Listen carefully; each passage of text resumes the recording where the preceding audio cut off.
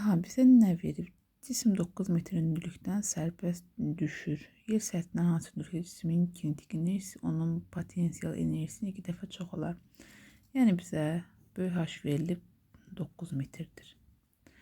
Yəni Y kinetik bölünsün Y potensial bərabərdir 2. Aha, biz bilirik ki Y kinetik üstlensin Y potensial bərabərdir Y tam. Buradan Y kinetiki tapsaq bərabərdir Y tam çıxılsın Y potensial. Gəlin burada əvəzləyək. Y tam çıxılsın Y potensial bölünsün Y potensial bərabərdir 2. Y tamın yerinə nə yaza bilərik? Y tam bərabərdir mj böyük H. O da bərabərdir. H'ımız verilib ki 9'dur. 9 mj. Aha. Gəlin burada yenə əvəzləmə aparaq. 9 m.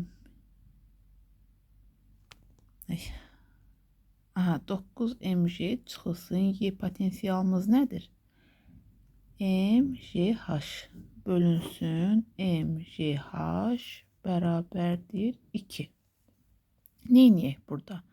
Mj'ləri ortaq vuruq gibi çıxardaq. 9 çıxılsın J.